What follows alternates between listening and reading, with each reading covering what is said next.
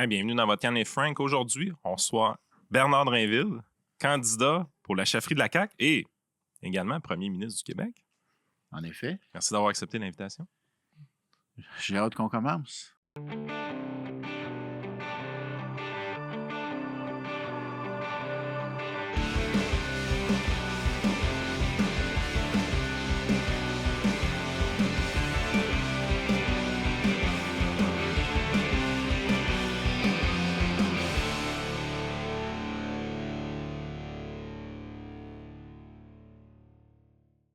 Je trouve, quand vous êtes arrivé tantôt, vous avez dit, je sais pas, 1 heure de podcast. Je trouve que vous avez l'air prêt pas mal, moi. Ben là, je me parle, là, je me crains, comme on dit. Là. Ouais. La dernière fois qu'on a vu un caquiste avec autant de documents devant une caméra, ça s'était pas bien passé, par exemple. Ah oui? C'était pas pour un 3e lien ou quelque chose? Non. Vous vous rappelez pas de ça? Non. Non, des cartables. Puis non, ça va Ah, pas. OK. Ouais. Non, mais vous, je confirme, il y a pas quelque le chose même d'écrit. sexe, là. Non. Ben, Ouais. ça, je sais pas, là, si vous allez nous le confirmer. Mais on est en 2026. Moi, C'est vrai que je présume de rien. T'as raison. C'est ça, Mon ressenti pourrait... Votre ressenti, ouais, c'est ça. OK. Mais je confirme, il y a des choses, il y a beaucoup de choses décrites sur vos papiers. Ouais. On pourrait éventuellement Analyser ça? Ben, peut-être, si vous voulez. Décoder ça, tu penses? Mon code de couleur? Oui, votre code de couleur. Okay, Oui, bonne ça a l'air complexe. C'est scientifique. C'est scientifique. Ah oui, c'est scientifique. Ouais. Êtes-vous toujours accompagné d'autant de documents quand vous allez dans des entrevues? Pas mal. Oui, pas mal. Moi, j'aime ça arriver préparé. C'est bien ça. On va parler de tous les enjeux qui sont ceux de votre campagne. Le premier, la course à la chefferie. Ouais. 1, ça se passe comment? Et 2, ça se termine quand exactement? Ben, ça se termine le 12. Le 12, on va connaître le résultat. Donc, le 12, Drummondville. Résultat du vote. Puis, à ce moment-là, on va savoir qui est le nouveau chef et nouveau premier ministre. Nouveau nouvelle. Mm-hmm. Ça se passe comment? Ben, ça se passe bien. Je veux dire, une course, c'est intense. Celle-ci est assez courte quand même. C'est un marathon couru au sprint, moi, je dis, là. Parce que, écoute, ça va durer à peu près 2 mois et demi, là. Fait que si tu veux faire des propositions, si tu veux faire le tour du Québec, tu sais, c'est quand même, c'est court. Puis, c'est très intense. Tous vos critères sont remplis de votre côté? Oui. Là, c'est jusqu'au 13 mars, on vend des cartes, là. Fait que là... moi, j'espère qu'il y a des gens qui nous écoutent qui, au terme de notre entretien, vont avoir le goût de payer 15$ puis d'aller sur coalitionavenirquebec.org puis prendre leur carte pour voter. Là. Parce que c'est ça qu'il faut. Là. D'ici le 13, on vend des cartes. Le 21 mars, on aura le premier débat. Le 28 mars, on aura le deuxième débat. Et puis après ça, on vote du 7 au 12. Est-ce qu'il est pris, moi, ma carte de membre? C'est vrai, hein? Ben oui, pour voter. Tu vrai? Ben, j'estime qu'on choisit le prochain premier ministre ou la prochaine première ministre, j'ai le droit de me prononcer. Oh, c'est bon, ça.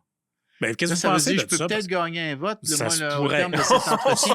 Pas sûr Surtout que encore. vous êtes déjà citoyen de Lévis. Exact. Vous aussi, d'ailleurs. Exact. Fait que j'ai potentiellement il y a 2 votes comme député, deux plus votes au un BAP. vote comme chef. Puis lui, peut-être qu'à la fin, il va vouloir prendre sa carte aussi. Ça se peut, ça. Peut-être. Mais qu'est-ce que vous pensez de ça, le fait que...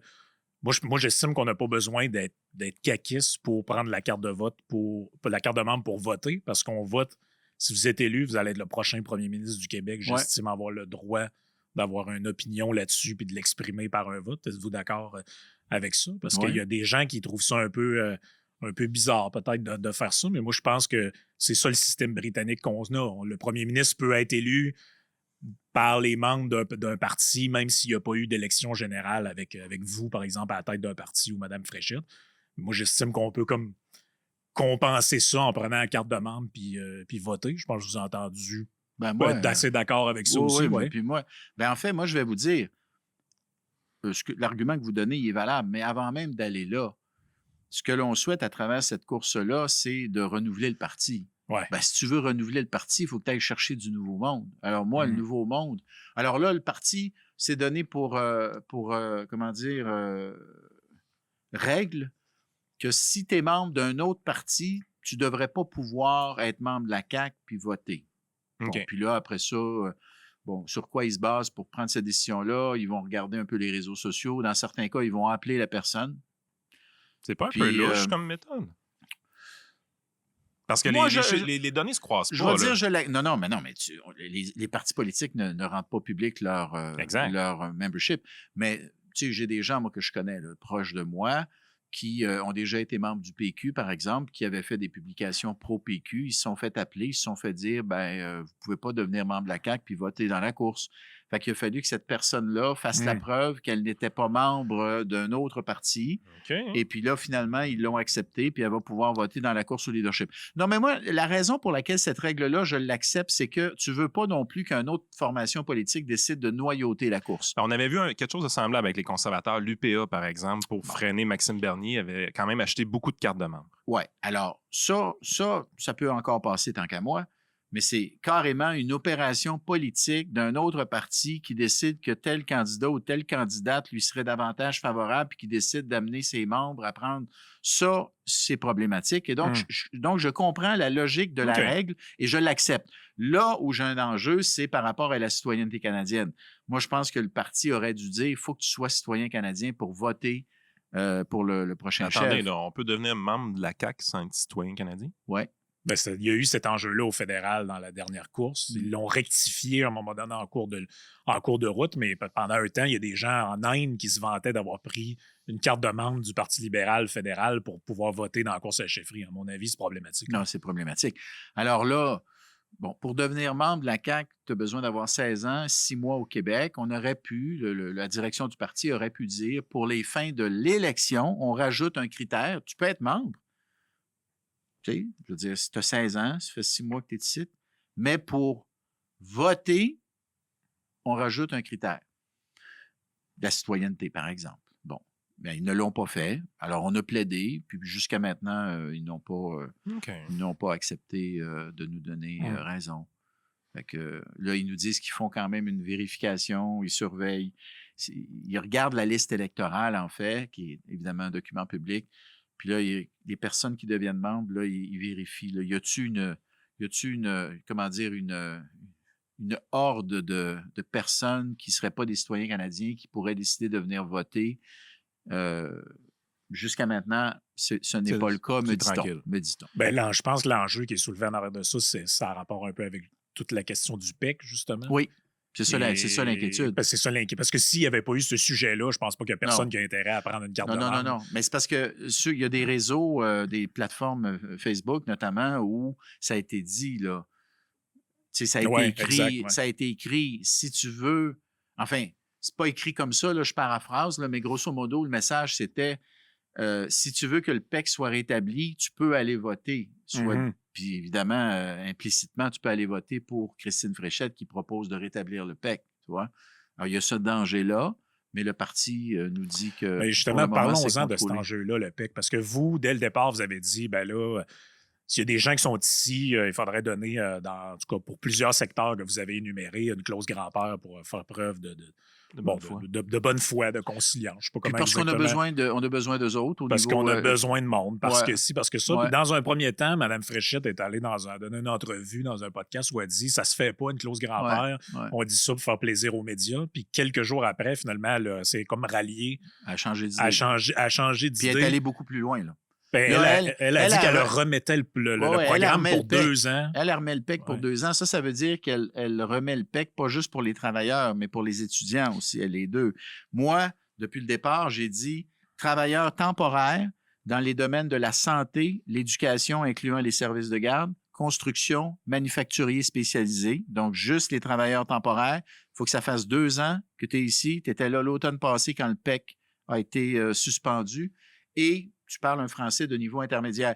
Et j'ai aussi ajouté, par contre, alors ça, c'était dans mon allocution de lancement de campagne, pour chaque personne à qui on donne un droit acquis, à chaque travailleur temporaire qu'on donne un droit acquis, on diminue de 1 l'immigration temporaire à venir. Parce qu'il y a un autre programme en parallèle. Bien, il y a plusieurs autres programmes, en fait. Mais moi, ce que je dis, c'est qu'il y a eu trop d'immigration ces dernières années. Il faut diminuer l'immigration. Et donc, un droit acquis, tu en enlèves 1 à venir. Et donc, graduellement, avec cette règle-là, on va diminuer l'immigration au Québec. Parce que moi, je l'ai vu. Dans les écoles du Québec, là, on a eu, ces dernières années, on a accueilli 100 000 élèves de plus, dont 50 000 qui étaient nés hors du Canada. Là, on parle collège-université. Non, on parle juste primaire, secondaire. Primaire, secondaire. Vous avez, parce qu'il faut le dire aux gens, ceux qui vous étiez ministre de l'Éducation, donc vous étiez dans ces, Ouais. dans ces Alors, dossiers-là. moi, j'ai vu la pression que ça mettait sur les écoles, dans les endroits où cette immigration-là s'est installée. Puis je blâme pas les enfants ou les parents, là. Moi, les enfants, là, regarde, ils suivent les parents, puis les parents, ils cherchent une nouvelle vie. Je blâme les autorités politiques. Je blâme en particulier Trudeau qui a lancé un appel à la planète pour dire « Venez chez nous, on va vous accueillir ». Puis ça a mené à une augmentation incroyable de demandeurs d'asile, dont pendant quelques années, la majorité des demandeurs d'asile qui arrivaient au Canada arrivaient au Québec. Fait que ça, c'est des familles qui, dans certains cas, des familles, évidemment, avec des enfants qu'il fallait scolariser. Alors moi, j'ai vu l'impact de ce trop-plein d'immigration au Québec. Je l'ai vu dans les écoles, puis on le voit avec la situation du logement et tout ça. Tu sais. Alors, il faut diminuer l'immigration au Québec progressivement, mais il faut le faire correctement. Mais comment- Est-ce que, juste aller avec le bout des étudiants collégiales, universitaires, Ouais. on a beaucoup l'impression qu'on a financé depuis 2012 nos universités avec les étudiants internationaux. On a aussi l'impression qu'une des raisons pourquoi il y avait autant d'immigration, c'était via ces Le PEC, étudiants-là. le PEC étudiant, oui. Exactement. Puis, à un moment donné, on sentait que les entreprises, eux, de leur côté, avaient réellement besoin de travailleurs. Mhm. Puis, il s'agit de parler à des entrepreneurs, c'est assez évident. Mais le bout sur les étudiants, c'est lui qu'on parle le moins parce que les entreprises sont moins touchées par celui-là. Mais je pense que le gouvernement a financé ces universités et ces collèges pendant très longtemps avec ces étudiants étrangers-là pour pas avoir le courage d'augmenter les frais de scolarité, par exemple. Ou pour ne pas fermer des programmes. Parce que moi, je peux te dire, la formation professionnelle, là, parce que vous parlez de cégep et d'université. Ça en fait partie, ça en fait partie. Mais effectivement, formation professionnelle aussi fait partie. Puis tu as des programmes de formation professionnelle en région. Si ce n'était pas des étudiants étrangers, ils fermeraient, là. Alors, ce que vous dites, c'est exact. Et puis d'ailleurs, quand le gouvernement a décidé de fermer le robinet, ben c'est sûr qu'il y a des institutions postsecondaires qui ont chialé, là, puis qui chialent encore, là, en disant vous nous privez de Mais est-ce qu'on revenus. camouflait le manque de financement universitaire, collégial et même secondaire professionnel avec l'immigration? Je vais vous dire, là, le gouvernement de la CAQ, depuis 2018, il a augmenté les budgets de tout le monde. Enfin, il y a peut-être quelques exceptions, là, mais les budgets ont augmenté de façon très importante. En éducation primaire, secondaire, formation professionnelle, ça a augmenté de 60 % depuis 2018. Collégial et université, je ne sais pas si c'est du même ordre, là, mais ça doit être probablement au moins 50 %, entre 40 et 50. Le budget de la santé a augmenté lui aussi de plus de 50 %. Tu sais, les services publics, depuis 2018, ont été... le financement des services publics a été beaucoup augmenté.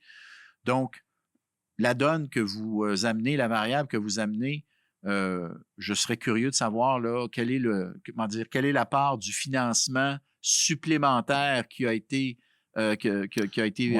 versé ou qu'ont obtenu les cégeps et les universités. Quelle est la part de ce financement supplémentaire qui est provenu d'étudiants étrangers? Mais je peux vous dire une chose, c'est que le gouvernement, lui, nonobstant les étudiants étrangers, a beaucoup augmenté le financement des services publics ces dernières années. Et puis c'est d'ailleurs une des choses que vous avez dit qu'il y avait un problème avec ça. Là. Ben, On a beaucoup trop grossi la bureaucratie. J'ai dit, oui. Ouais. Alors, il faut faire la distinction entre les services publics et la bureaucratie. Il y a un chevauchement jusqu'à un certain point. Mais tu sais, moi, comment dire, je ne critique pas, je ne me désole pas du fait qu'on ait augmenté le nombre d'enseignants, le personnel scolaire, les salaires. Je ne me désole pas qu'on ait augmenté le nombre d'infirmières et tout ça. Ce n'est pas de ça dont il s'agit. Ce dont il s'agit, c'est le nombre de fonctionnaires qui, eux, ont beaucoup augmenté ces dernières années. Et ça, à mon avis, c'est problématique. Parce que si tu augmentes le nombre de fonctionnaires, puis tu es un contribuable, puis tu dis, OK, ça m'a donné quoi de plus, cette augmentation de fonctionnaires? Est-ce que mon service a été mieux livré? Est-ce que l'État est plus efficace? Est-ce que je me sens mieux servi par Non. cette augmentation d'au-dessus de 10 000 La nouveaux réponse, c'est non. fonctionnaires, ben c'est ça l'affaire. C'est pour ça que quand j'ai lancé ma campagne, moi, j'ai été très direct. J'ai dit, écoutez, il faut remettre en question le modèle, ce qu'on a appelé le modèle québécois. Il faut remettre en question la façon de donner nos services publics. Puis oui, il faut s'ouvrir à des nouvelles façons de faire, à plus d'agilité, puis à plus de souplesse, notamment en acceptant un rôle plus grand pour le privé. Si le public pour lequel tu payes n'est pas capable de te donner le service pour lequel tu as payé tes taxes et tes impôts, bien à ce moment-là, après un certain temps, l'État devrait dire, regarde, je suis désolé, ta chirurgie, ça fait trop longtemps que tu attends après, va-t'en au privé, puis je vais payer pour ça. C'est pas à toi comme citoyen de payer un surplus. Et ça, moi, je n'ai pas toujours pensé ça. Vous êtes dans les vaches sacrées. Là, ben oui, voilà. Alors, j'ai pas toujours été de cet avis, mais moi, j'en viens à la conclusion, au terme de mon cheminement politique, j'en viens à la conclusion qu'il faut aller là. Parce que je l'ai essayé l'autre. Le système actuel, là, le statu quo, là, celui qu'on a construit depuis 1960, ce que j'appelle un peu l'État lasagne, là, c'est-à-dire l'État où on a empilé des couches et par-dessus des couches et par-dessus des couches dans le fond, de paliers administratifs. Ben là, je pense qu'on est arrivé au bout de ça. Mais là. comment on fait pour expliquer aux gens, aux citoyens, aux gens qui nous écoutent? Mais c'est une vache sacrée, vous avez raison. Effectivement, c'est une vache sacrée. Puis c'est comme si on s'imagine que notre système, c'est celui qui prévaut partout ailleurs. Mais si vous allez dans d'autres social-démocraties ou d'autres démocraties comme la nôtre qui ne sont pas du tout des régimes néolibéraux ou quoi que ce soit, comme par exemple la Suède. La Suède est un excellent exemple. Comme la France, il y a du privé en santé en France. Là. Ouais. Je veux dire, pourquoi on n'arrête pas de s'inspirer de trucs qui ont dit « Ah, la France a fait ça, il faudrait le faire aussi. » Ouais, mais la France, ils ont aussi des hôpitaux privés en passant. Oui, mais moi, je ne m'inspire pas trop de la France quand c'est question de bureaucratie. Je comprends, mais pourquoi on nous dit que ici, si on est pour le privé en santé, on est des méchants. Là, tu dis, ouais, mais je veux dire, il y a encore plus social-démocrates que nous en Europe et ils l'ont, ça. Oui, mais moi, je te dirais, j'ai observé depuis longtemps le modèle scandinave, puis la Suède, ils ont pris un méchant virage là-dessus. Là. Alors, écoute, nonobstant ce qui se passe ailleurs, à un moment donné, il faut que tu tires les leçons de ce qui se passe chez toi. Puis moi, écoute, j'ai été pendant 3 ans, je pense 3 ans et demi, en tout cas plus de 3 ans, le porte-parole du PQ en matière de santé. Puis, je veux dire, vous pourriez retrouver là, des extraits de périodes de questions puis des discours où je critique le recours au privé, où je dis qu'il faut arrêter d'augmenter la part du privé. Parce que j'étais convaincu qu'il y avait moyen de rendre le système public plus efficace. Tu sais, Puis je demeure convaincu qu'on peut le rendre plus efficace, sauf que à la différence qu'avant, exactement, il ne faut pas se priver de la possibilité d'aller au privé pour donner le service aux citoyens. De la même manière qu'on a accepté qu'en éducation, il pouvait y avoir 2 systèmes qui cohabitaient l'un à côté de l'autre, les écoles publiques et les écoles privées. Moi, je défends le modèle mixte, public-privé en éducation, depuis toujours. On l'a en assurance médicaments. Pardon? On l'a en assurance médicaments. Aussi. Vous savez que l'éducation, il y a beaucoup de gens ils voudraient que ça finisse, ça. Là. Ben oui, mais ça, Il y a une pub qui circule en ce moment à la télévision, les gens l'ont peut-être vu là-dessus, là, non à l'école à 2 vitesses, les 3 vitesses, puis tout ça. Non, mais ça, c'est essentiellement le mouvement syndical qui mène cette bataille-là, qui souhaiterait mettre fin à l'école privée, puis qui souhaiterait un beau, gros monopole syndical 100% public, un modèle unique pour tous les enfants du Québec. Est-ce que c'est ça le problème? Partout dans le monde, plusieurs gouvernements travaillent à élaborer des lois qui limitent, contrôlent et scrutent de plus en plus notre utilisation numérique. Même Yann et Frank, on n'y a pas échappé. Durant la pandémie ou la guerre en Ukraine, certaines vidéos du podcast ont été supprimées par certaines plateformes majeures telles que YouTube ou Spotify par peur de subir des pressions de nos gouvernements. Comme si c'était pas assez, on ne peut même pas faire confiance à nos institutions afin de sécuriser nos informations personnelles. Les fraudeurs sont de plus en plus créatifs dans leurs moyens de nous dérober de l'info. On a tous eu un courriel louche, un appel téléphonique douteux ou un texto qui nous offre un montant d'argent ou l'emploi de nos rêves. C'est pour toutes ces raisons que Yann et Frank est fier de s'associer à NordVPN, la solution qui permet de vous protéger. NordVPN peut s'occuper de votre protection en ligne et échapper à la censure.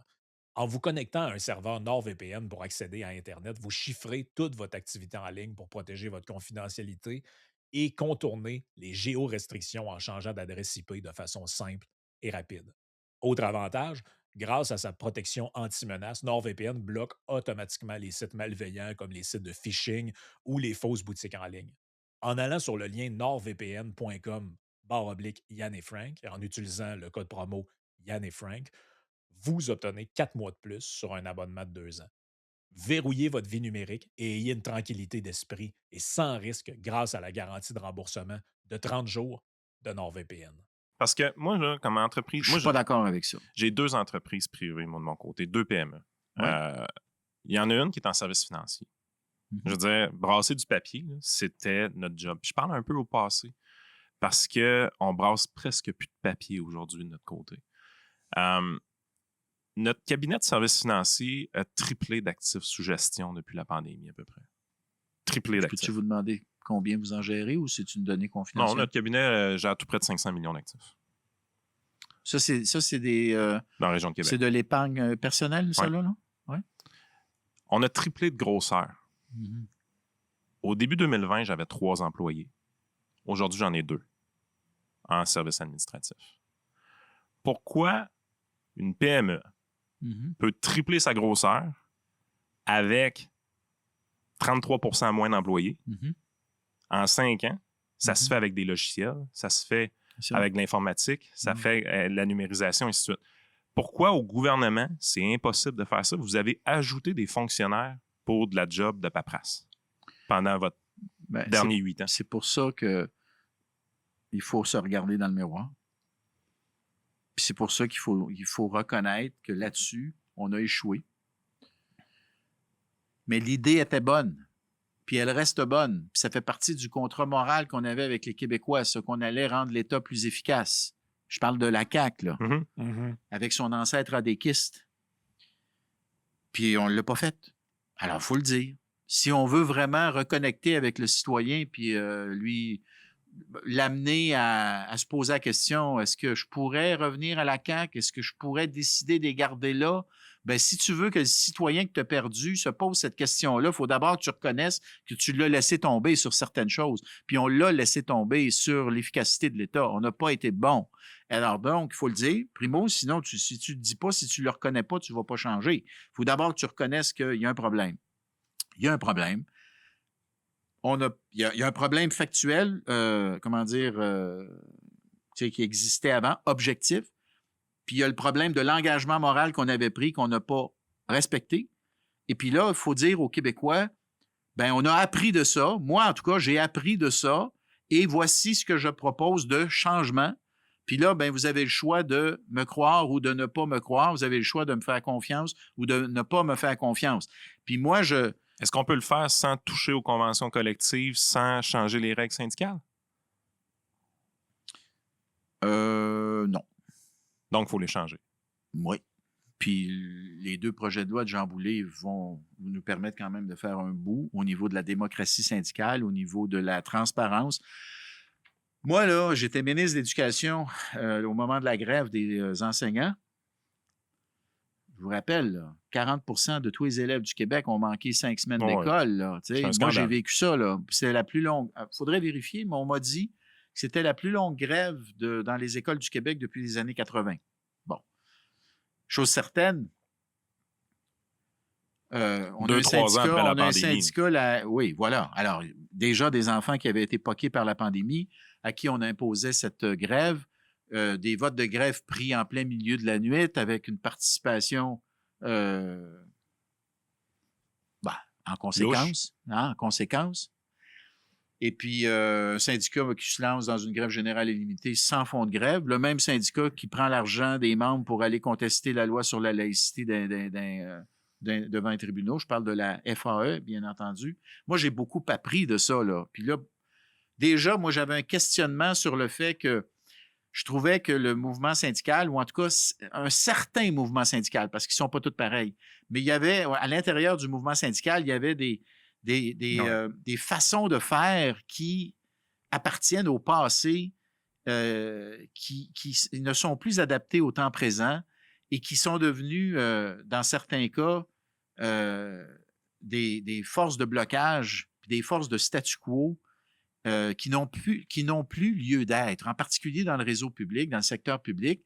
Et donc, Jean Boulet, avec ses projets de loi, dans le premier qu'il a fait voter, propose de tenir en compte le coût social d'un conflit de travail pour éventuellement demander que des mesures soient prises pour mettre fin au conflit. Et là, son deuxième projet de loi que j'ai appuyé, que j'appuie encore, prévoit justement des règles de transparence pour prendre les votes de grève, pour les votes pour ratifier les conventions, les ententes, des règles aussi qui font en sorte que les syndicats ne peuvent pas faire ce qu'ils veulent avec les cotisations syndicales, parce qu'actuellement, il y en a qui se servent des cotisations pour faire autre chose que ce pourquoi les membres ont payé. Il y en a qui ont été à Dubaï. Il y en a qui sont allés à Dubaï. Il y en a qui sont allés à Dubaï. Mais alors moi, la question que vous posez, c'est est-ce qu'on peut le faire avec les règles actuelles? La réponse, c'est non. Maintenant, je vous ai parlé du rôle du privé. Ça, je pense que... Mais ce discours-là, là, ça fait 2 éléments que vous dites qui me plaisent énormément. Mm-hmm. Je vais être vraiment franc. Il y a eu une époque où est-ce que l'ADQ existait, proposait ces idées-là, c'était raboué par beaucoup de gens. L'ADQ a été digérée par la CAQ. La plupart des gens qui incarnaient cette mouvance-là ADQistes aujourd'hui sont presque tous au Parti conservateur du Québec aujourd'hui. Quand on regarde les récents sondages entre vous et Mme Fréchette, quand on regarde les électeurs de chacun des partis, qui est-ce qu'ils préfèrent? Il y a une seule cohorte d'électeurs qui préfère Bernard Drainville à Christine Fréchette présentement, et c'est les électeurs du Parti conservateur du Québec. Mm-hmm. Êtes-vous dans le bon parti, M. Drainville? Oui, je suis dans le bon parti. Je suis dans le bon parti. Vous essayez de ramener les brebis. Mais oui, c'est ça. J'essaie de... Moi, je me suis positionné... Parce que vous avez un discours adéquiste présentement. Oui, puis je l'assume. J'ai dit, moi, dans ma vidéo de confirmation de candidature, que j'ai sous les yeux d'ailleurs ici, pour regagner la confiance des Québécois, il faut revenir à l'ADN de la CAQ, nationalisme de centre droit. Je le pense. Puis je pense que si on avait gardé cet alignement-là, on ne serait pas dans le trouble comme on l'est présentement. Mais comment on fait justement pour garder? C'est une question à la limite que vous ne pouvez pas répondre avant de prendre le pouvoir, là, de manière en étant le premier ministre, mais c'est une impression que beaucoup de gens ont quand on parle. On dit oui, mais Jean Charest avait promis la réingénierie de l'État, c'est jamais vraiment arrivé. D'autres, M. Legault s'est fait élire en disant on va mettre 5000 fonctionnaires dehors, on va tout changer. Puis là, Mario Dumont s'est dégonflé en 2008. Puis là, on a souvent cette impression-là que les politiciens arrivent avec cette bonne volonté-là, mais dans le jargon, on dit qu'ils ont été avalés par la machine. Oui. Comment on fait pour ne pas être avalé par la machine? Très difficile. Très difficile.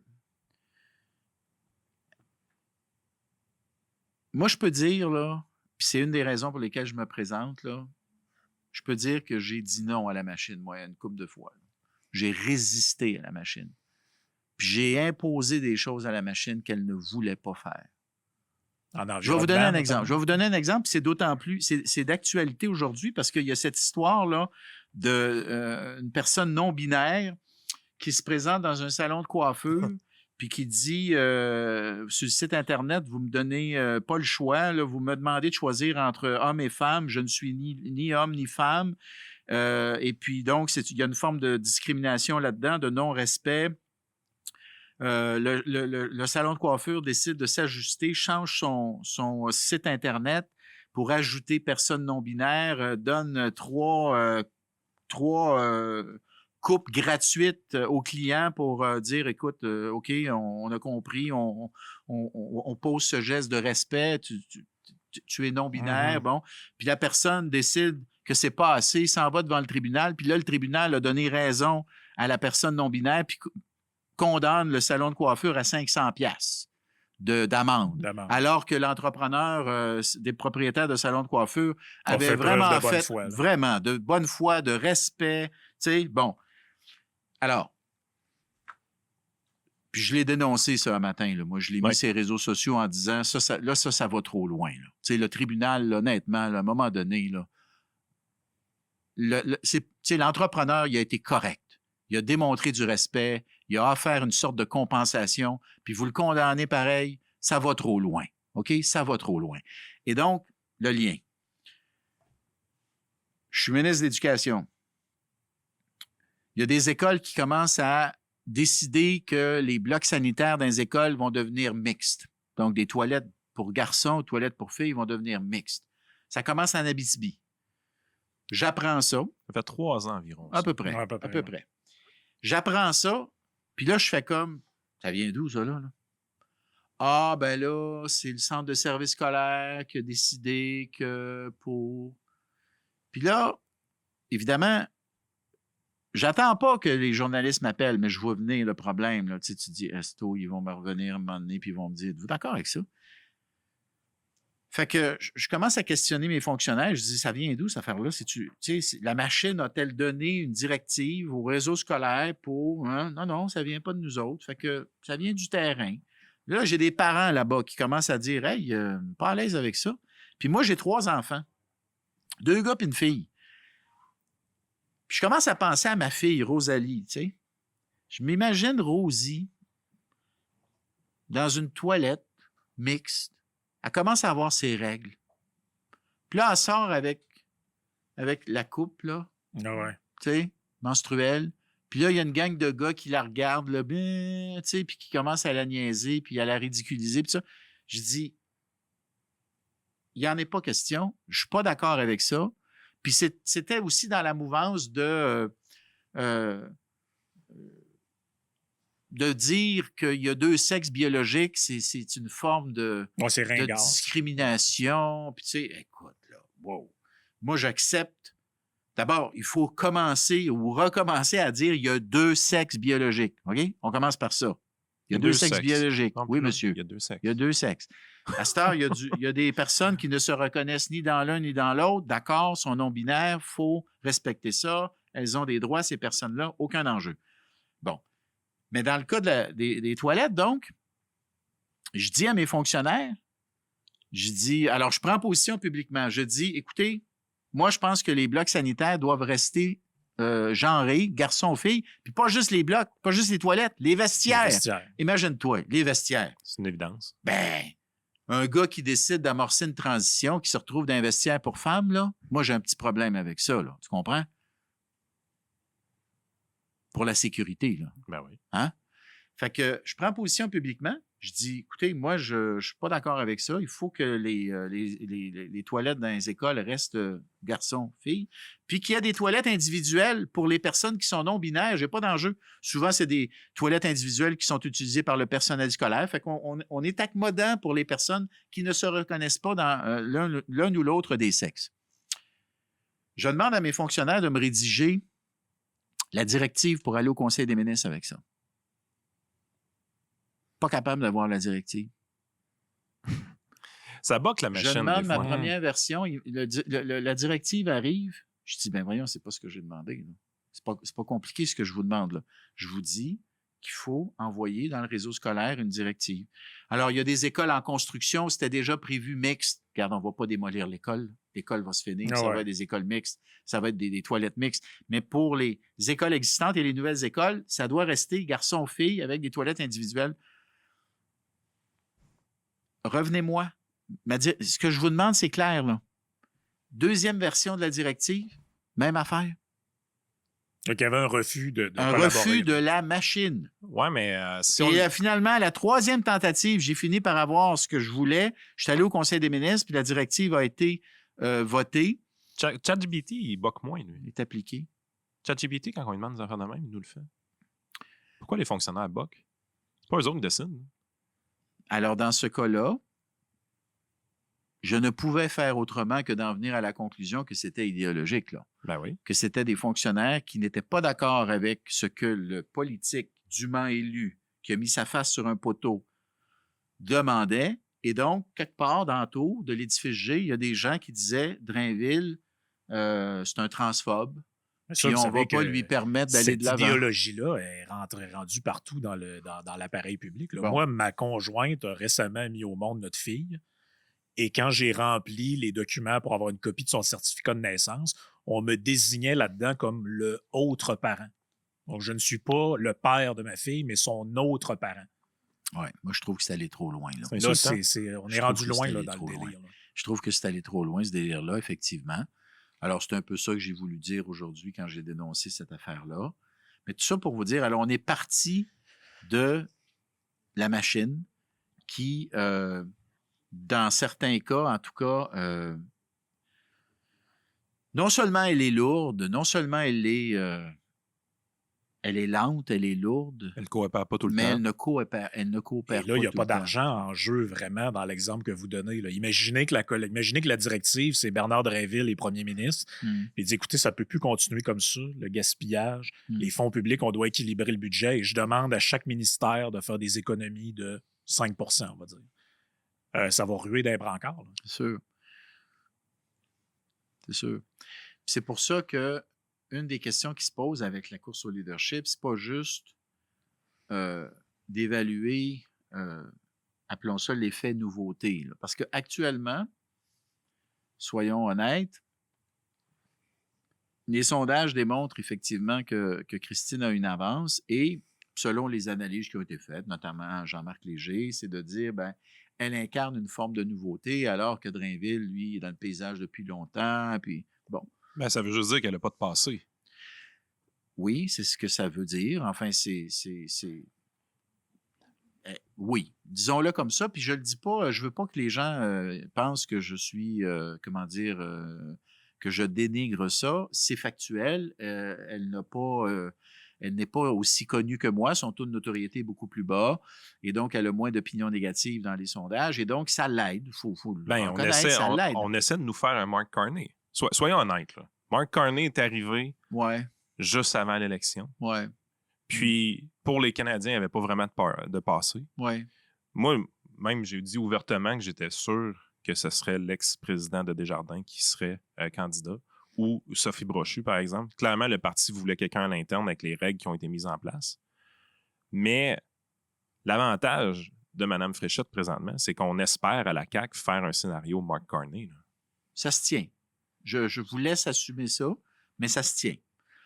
Alors, moi, de mon côté, c'est vrai que j'ai des années derrière la cravate, puis j'ai mené des combats quand même qui ont été clivants. Ben, vous avez la Charte des valeurs. Charte des valeurs. Tu sais, avant ça, moi, j'ai été un des députés dans les années 2010, là, j'étais un des députés du PQ qui était le plus au front pour dénoncer la corruption du côté du Parti libéral. Là, les ministres à 100 000, les permis de garderie utilisés pour financer le parti. Tony Tomassi. C'est Tony Tomassi. Puis la commission d'enquête sur l'industrie de la construction. Là, et donc, puis, alors, donc, j'étais au bat. J'étais au front. J'étais sur la brèche. Puis, j'ai été conséquent. Quand on a pris le pouvoir, c'est moi qui ai fait voter la loi pour nettoyer le financement des partis politiques, pour abaisser les dons à 100$, puis on a réduit de beaucoup l'influence de l'argent dans les partis. Le Parti libéral a encore un peu de misère à s'ajuster avec l'histoire des brownies récemment. Mais pour l'essentiel, les magouilles de financement sont terminées parce qu'on a abaissé les dons.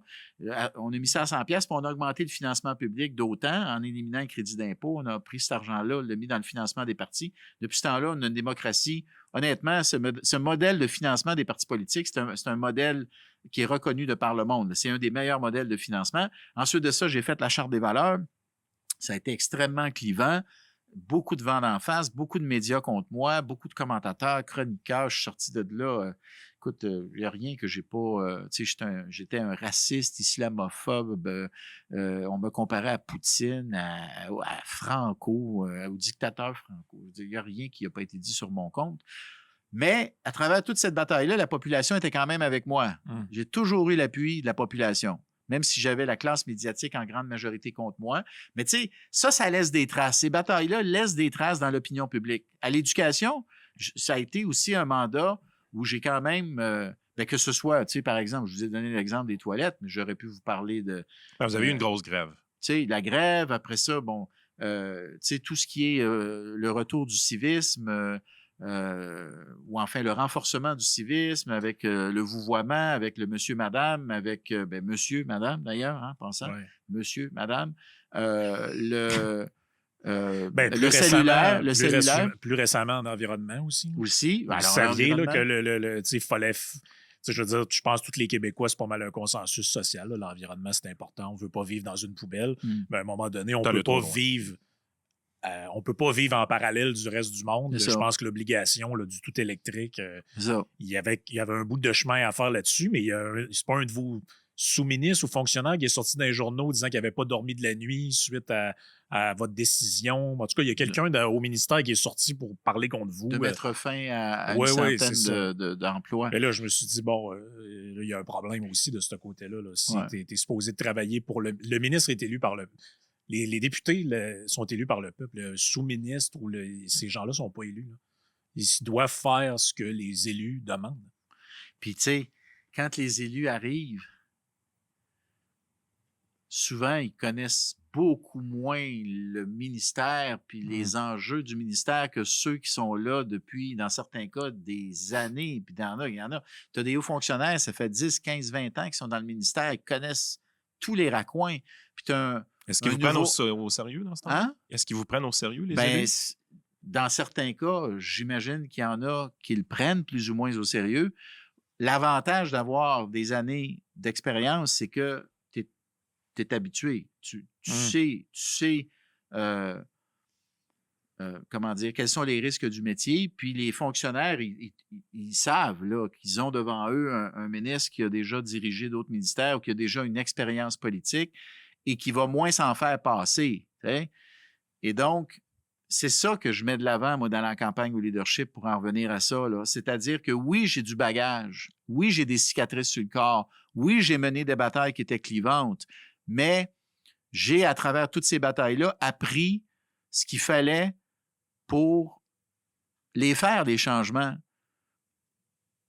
J'ai démontré, je pense, la capacité de rester debout dans l'adversité, la capacité de faire face au vent contraire, la capacité de résister au lobby. Alors ça, j'ose espérer que ça compte, puis qu'ultimement, même si je ne suis pas la nouveauté, j'ose croire que je compense par une expérience qui devrait donner confiance aux citoyens, surtout dans la période trouble dans laquelle on vit. Il y a beaucoup d'anxiété, puis il y a beaucoup d'instabilité actuellement dans notre société québécoise. Et j'ose croire que l'expérience, puis les preuves que j'ai faites, le fait que j'ai été testé, j'ose espérer que ça va finir par inspirer confiance aux membres. Vous scorez beaucoup de points généralement sur les questions identitaires. C'est de loin un de vos sujets où est-ce que vous êtes le plus à l'aise. J'aimerais vous tester un peu en économie, en finances publiques.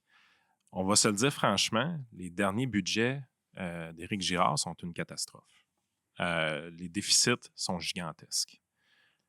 Il vous en reste un budget à faire avant la prochaine élection. Si vous avez la capacité de parler à Éric Girard, qu'est-ce que vous lui dites pour réduire le déficit tout de suite? Ben là, c'est un peu délicat la question que vous me posez parce que le budget est présentement en préparation. Exact. Et Christine et moi, à titre de candidat, on a des discussions avec Éric Girard. Et donc, il faut que je fasse attention. Je ne peux pas dévoiler la teneur de ces discussions-là. Et si je réponds à votre question, je vais, d'une certaine manière, donner une indication. Fait que je me dois d'être très prudent là-dessus. Mais ce que je peux vous dire, de façon générale, c'est que le retour à l'équilibre est nécessaire. Est-ce que... l'équilibre que vous n'avez jamais atteint en 8 ans? Je ne sais pas ça. Vous avez commencé votre premier mandat avec un surplus budgétaire de 7 milliards de dollars. Oui. Et vous avez fait que des déficits depuis. Oui. Ça, c'est donc le budget de quoi? 2,19, 2,20 le premier? Parce qu'on a tombé en pandémie assez rapidement. Les libéraux ont fini avec un surplus de 7 milliards. Ouais. Puis votre premier budget était déficitaire. Mais je pense que le deuxième budget, c'était déjà un budget de pandémie. Mais je dis ça sous toute réserve. En fait, le deuxième budget, vous l'avez présenté quelques jours avant la pandémie. Exact. Puis c'était déjà un budget déficitaire à ce moment-là? Il y avait beaucoup de mesures vertes à l'intérieur. Oui, mais c'était-tu un budget déficitaire? Oui, ça l'était. T'es sûr de ça? Oui. Ouais. Bon, écoutez, de toute façon, il faut retourner à l'équilibre. il faut retourner à l'équilibre. Puis, je veux dire, on ne peut pas pelleter dans la cour des générations futures les dépenses d'aujourd'hui. Fait qu'à un moment donné, il faut retourner à l'équilibre. Honnêtement, le plan que Éric a déposé pour retourner à l'équilibre, moi, je le trouve, il est réaliste, il est atteignable. Je comprends dans votre question que vous souhaiteriez que ça se fasse plus rapidement, mais il est quand même crédible. Tu sais, ce que Éric fait, là, puis je veux vraiment être clair là-dessus. Là, la volonté, notre volonté comme groupe, comme gouvernement, on veut vraiment retourner à l'équilibre. Je ne veux pas que vous en doutiez, même si vous avez raison d'être sceptique. Ben oui. Okay, vous avez raison d'être sceptique, mais je veux juste vous rassurer sur la sincérité de l'engagement. Maintenant, tu sais, sur le modèle québécois, tout à l'heure, vous posiez une question très pertinente. Est-ce qu'on peut vraiment débureaucratiser ce modèle québécois qui, dans les faits, a commencé à se mettre en place il y a déjà 60, 65 ans, là, au début de la Révolution tranquille? Est-ce qu'on peut le faire sans changer certaines règles de base? Puis la réponse est non. Il va falloir changer effectivement certaines règles de base. Puis je peux vous garantir que ça va ruer d'un brancard. Là, parce que sûr. c'est sûr que tu vas vraiment avoir des groupes, puis en particulier des syndicats qui vont essayer de me dépeindre si c'est moi qui devais être élu. Puis que. Parce que le grand enjeu, dans la mesure où j'ai l'intention d'aller de l'avant avec la mise en place d'un nouvel État, un État québécois plus agile, beaucoup plus souple, beaucoup plus adapté aux circonstances présentes, avec les technologies qui existent, qui nous permettent effectivement de faire plein de choses qu'on ne pouvait pas faire auparavant, avec moins de personnel. Alors, c'est sûr que si je vais de l'avant avec la mise en place d'un nouveau modèle, dans la mesure où j'ai gagné, je vous garantis qu'il va y en avoir du vent d'en face. Puis c'est pour ça que je dis aux Québécois, si vous êtes d'accord avec un nouvel État, vous devriez savoir, à partir de mon expérience, que si je décide d'y aller, il y a beau vanter, je vais y aller pareil, parce que j'ai pas peur. Je pense que c'est ça qui est le grand enjeu dans tout ce qu'on discute depuis le début, parce que beaucoup de Québécois, je pense que la crotte sur le cœur, en bon français, qu'ils ont contre le gouvernement de la CAQ, c'est qu'ils ont reculé sur beaucoup d'enjeux, alors l'exemple de ça, vous le savez, c'est le troisième lien. Là. La CAQ s'est fait élire là-dessus en disant dans la pelletée de terre dans le premier mandat, puis là, on est passé par toutes les phases. Là, le bitube, le tritube, le pont, pas de pont, transport en commun, pas de transport en commun. Mais la raison de ça, c'est pas parce que les gens ont arrêté de le vouloir ou parce que la population a changé d'idée. C'est parce qu'il y avait du vent d'en face. Là. Tous les groupes écolos étaient contre. La plupart des médias présentent toujours ça comme une idée de fou. On met toujours ça en parallèle avec, là, il y a de l'eau qui coule d'un hôpital quelque part, on n'a pas d'argent. Et là, vous êtes deux dans la course. Il y a l'autre personne, elle s'expliquera si elle veut venir au podcast, mais moi, de ce que je comprends de son allocution, de sa déclaration, elle recule aussi. Là. On remet ça dans 10 ans, c'est dans la semaine des 4 jeudis. Là. Donc là, vous, ce que vous avez dit... C'est ça qu'elle a annoncé hier, dans les faits. Elle met tellement de conditions. La phase 3... Elle met en phase 3, puis elle rajoute 3 conditions. Hier, elle a enterré le troisième lien, là, puis c'est vraiment fascinant de voir qu'il y a un paquet de monde qui n'ont pas vu ça, là. Elle a été, honnêtement, il faut le reconnaître, elle a été très habile. Non, mais quand on gratte un petit peu, là, tu sais, quand elle dit on va abaisser le tablier du pont de Québec, oui, mais il aurait fallu qu'elle rajoute, si on abaisse le tablier du pont de Québec, on n'aura plus 3 voies, on va juste en avoir 2. Si on permet aux camions de passer sur le pont de Québec, c'est plus 3 voies, c'est 2 voies. Fait que là, on peut juste rappeler aussi que c'est pas un pont autoroutier, premièrement. Deuxièmement, il y a 140 ans, 125 ans. Je veux dire, là, on ne reviendra pas sur tous les détails, mais vous semblez avoir compris une chose, c'est que ce qui a fait mal au parti, c'est de reculer, de ne pas tenir des engagements. Vous l'avez dit sur plusieurs enjeux. Le troisième lien, c'en est un. Là.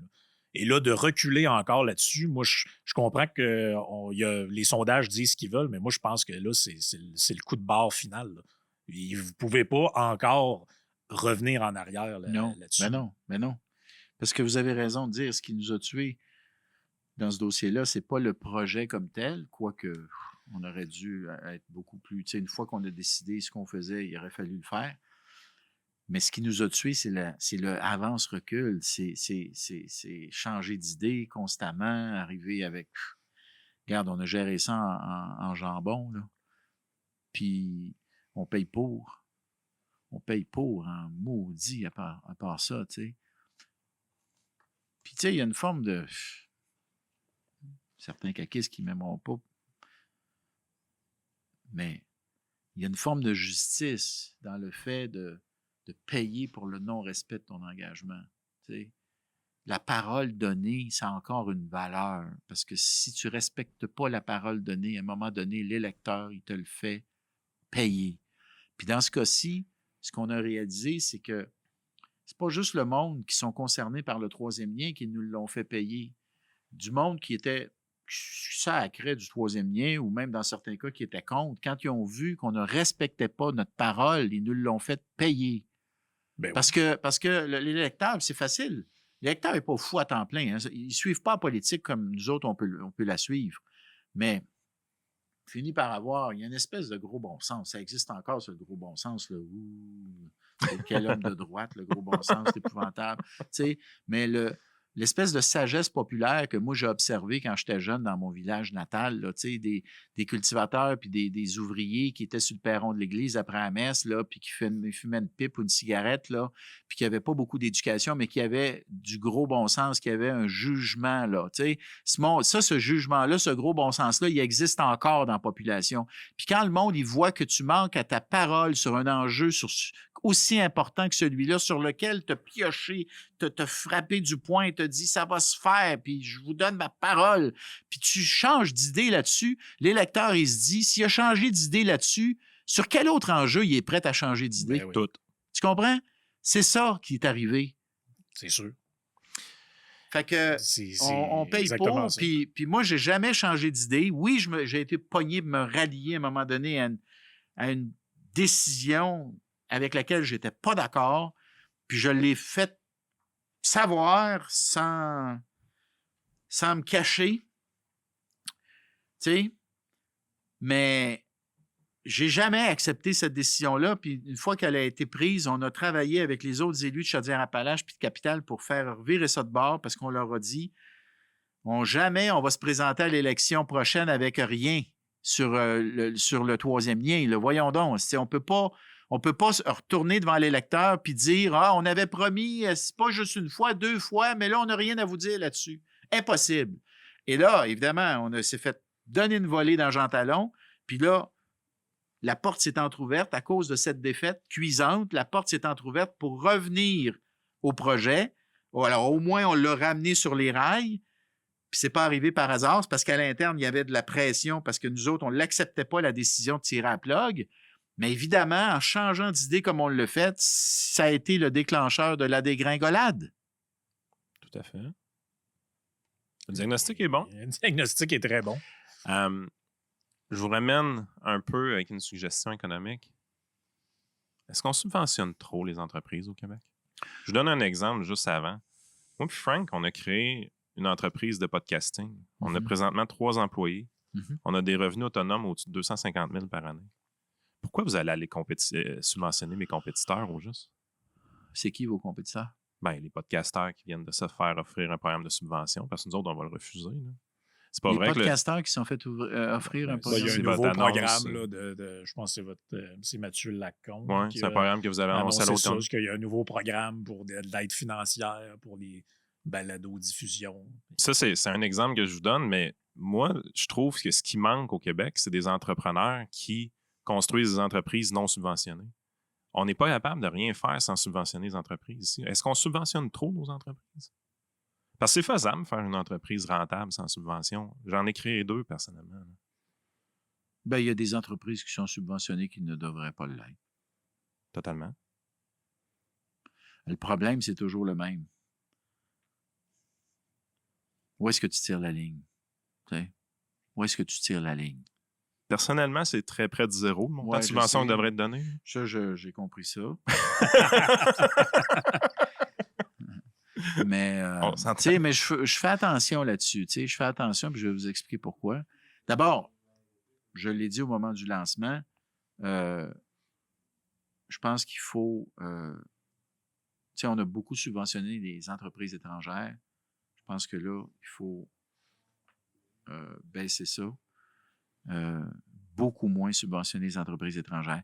Mais je fais une distinction entre les étrangères puis les entreprises d'ici parce que, tu sais, ça peut arriver qu'à un moment donné, tu veuilles garder une entreprise chez vous, un siège social chez vous, puis que si tu subventionnes pas ou si tu trouves pas une façon d'y apporter une aide financière, de participer à l'équité, par exemple, d'y donner une subvention ou un prêt, idéalement un prêt, j'aime mieux des prêts, honnêtement, pour lui permettre de faire son expansion puis de pouvoir continuer à croître ici avec de l'argent d'ici plutôt que d'être pris pour accepter d'être acheté par des intérêts étrangers. Moi, je pense que l'idée de garder des sièges sociaux, des centres de décision chez nous, je pense que c'est une bonne idée. Et ça peut justifier qu'à un moment donné, on aide des entreprises de chez nous.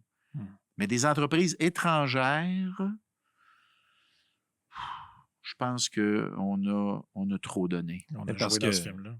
comme Lyon Électrique était très de chez nous et on a plus que subventionné, dans le sens qu'on a prêté de l'argent, donné des subventions.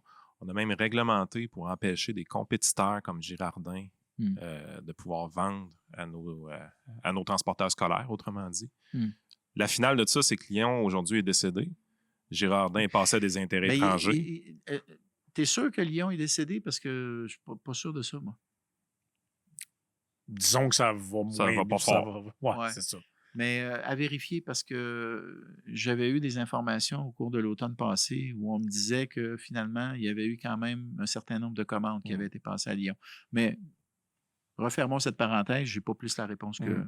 J'ai pas une réponse assez précise pour... Parce que c'était très québécois, Lyon Électrique. Oui. Puis tu sais, je veux pas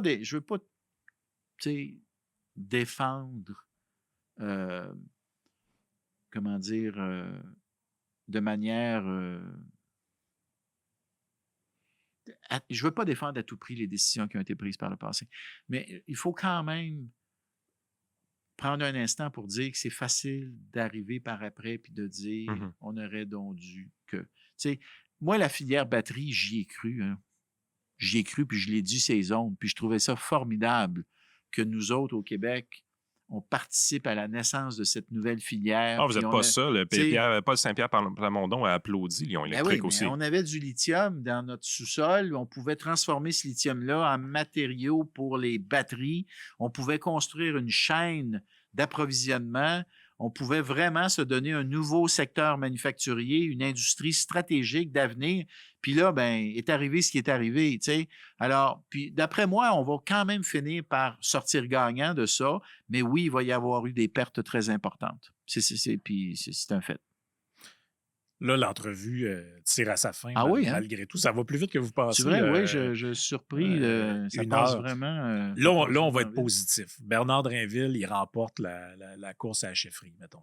Là, c'est vous qui êtes premier ministre. On s'en va vers l'élection générale. Je sais que vous êtes tanné de vous faire poser la question sur la souveraineté. Je ne la poserai pas de même. Mettons que le PQ s'enligne vraiment vers une élection où ils disent, nous, c'est... on s'en va au référendum, c'est ça, coûte que coûte. C'est ce qu'ils vont faire. Moi, je laisse toujours la porte ouverte à ce qu'il y ait un petit pas par en arrière. Mais mettons qu'il n'y a pas de pas par en arrière. C'est quoi la stratégie? C'est quoi la ligne que vous avez par rapport à ça? C'est de les battre?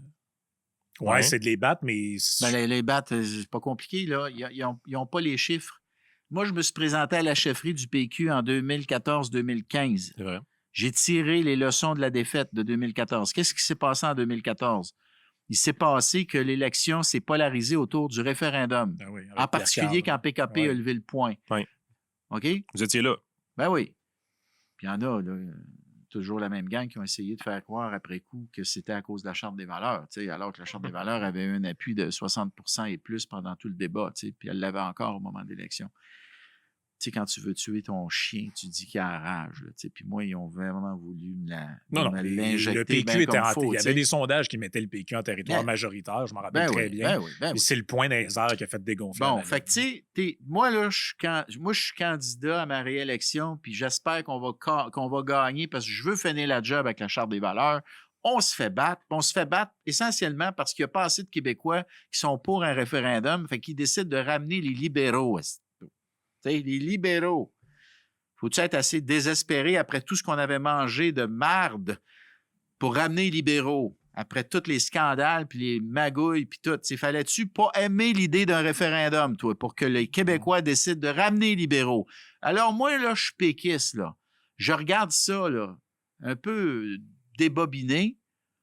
Je me présente à la chefferie, puis je dis, écoutez, là, on n'a pas les chiffres pour faire un référendum. Là, il faut l'accepter, puis il faut accepter que si on reprend le pouvoir, on ne fera pas de référendum dans un premier mandat. On va travailler pour regagner la confiance, puis on va travailler pour convaincre le monde que ça pourrait être une bonne idée. Je me suis retiré avant la fin, j'ai fait presque toute la course, mais à la fin, je me suis rallié à PKP parce que, d'abord, c'était clair qu'elle allait gagner, mais aussi parce que quand je tenais ce discours de dire qu'il n'y a pas assez de Québécois qui sont favorables à l'indépendance, je me faisais huer. Les militants n'aimaient pas ça. Ils n'aimaient pas ça. Bien, ça n'a pas changé. C'est à peu près encore un Québécois sur 3 qui a veut. Et donc, la leçon que je tire de 2014, c'est quand les nationalistes font campagne sur le référendum ou se retrouvent dans une élection où le référendum devient l'enjeu premier, les nationalistes perdent. Mm-hmm. Bon. Fait que le 26 % de péquistes, présentement, qui sont fédéralistes, vous pensez être capable d'aller les chercher? Bien, pas juste eux autres. Les péquistes nationalistes qui, à un moment donné, je le pense, vont se dire « Ouais, vraiment, là, c'est une bonne idée de faire un référendum alors qu'on risque de le perdre. Donc, le moment n'est pas bon, on va perdre.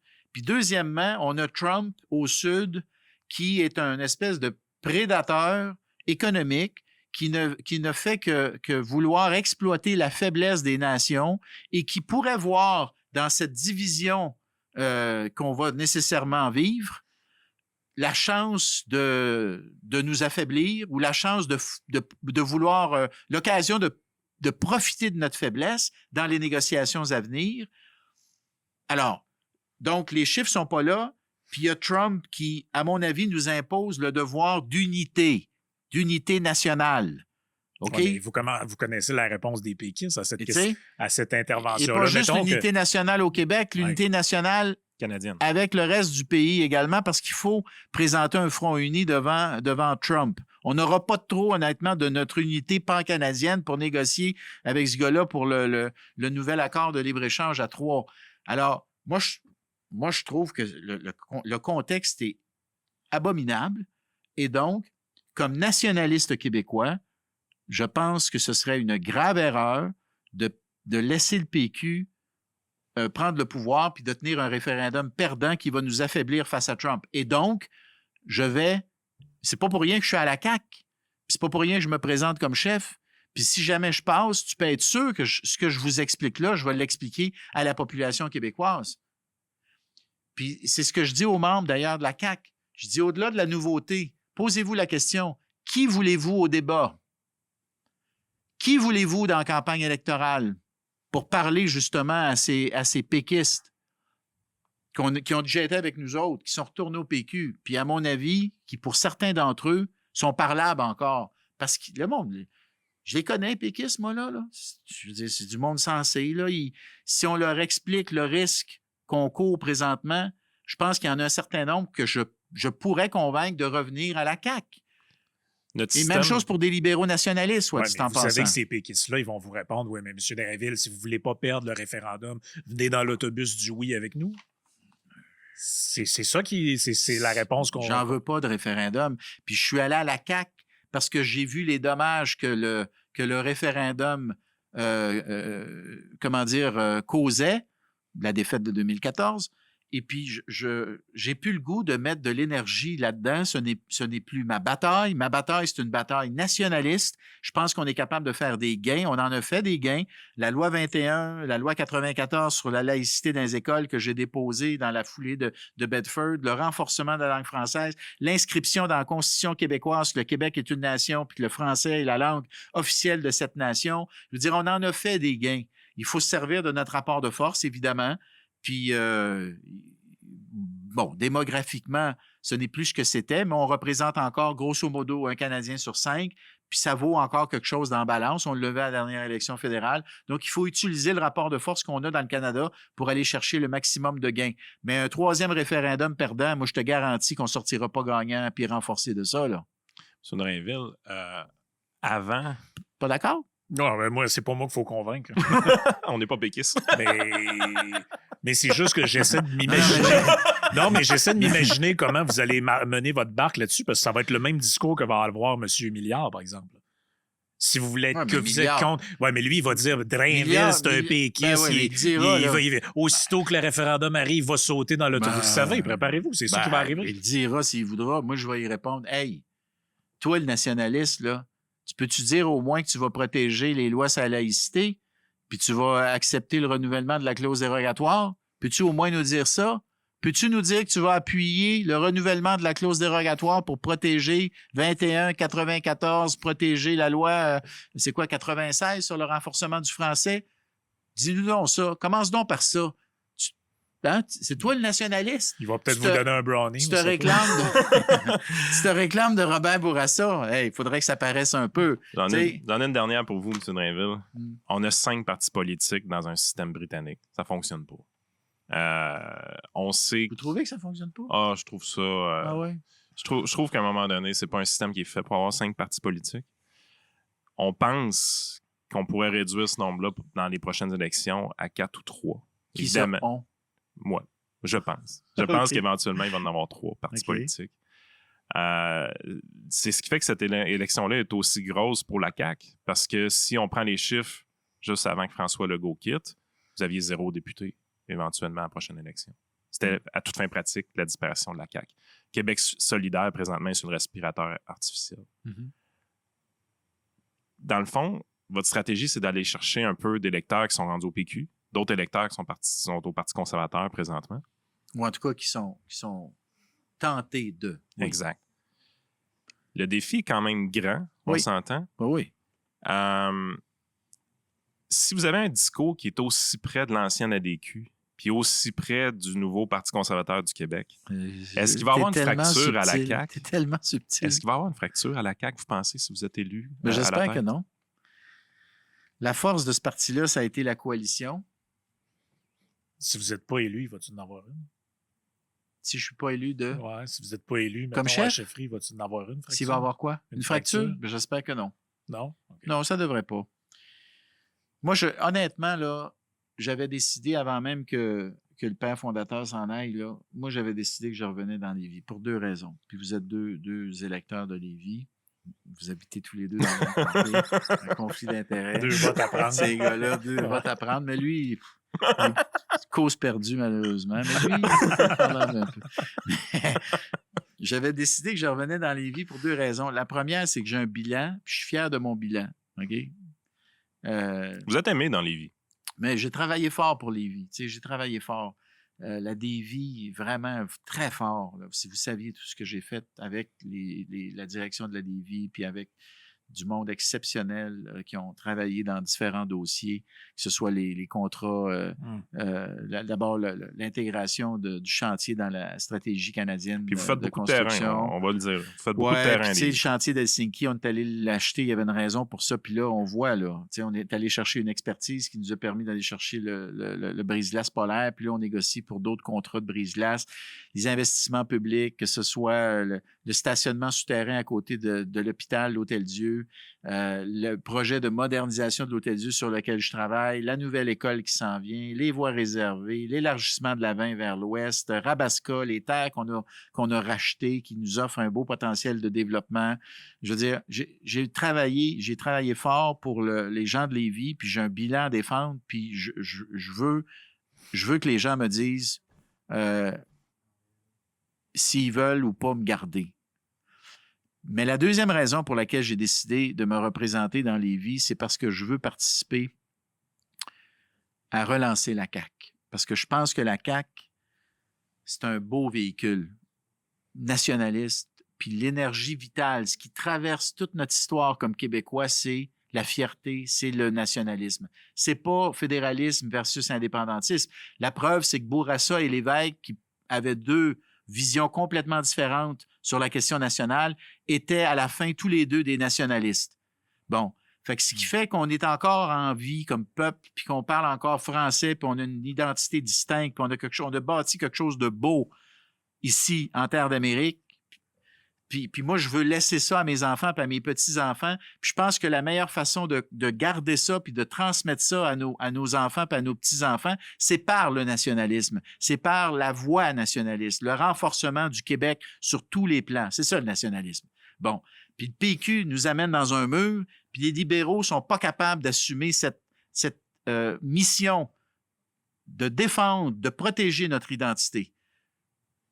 Ils disent qu'ils sont nationalistes, mais dans les faits, à toutes les fois qu'ils ont eu des rendez-vous avec la langue, avec la laïcité, ils ont toujours passé à côté. Ils ont trouvé le moyen de voter contre la loi 101. Il faut quand même le faire, tu sais. Fait qu'il y a une voie pour le nationalisme, et cette voie, c'est la CAQ.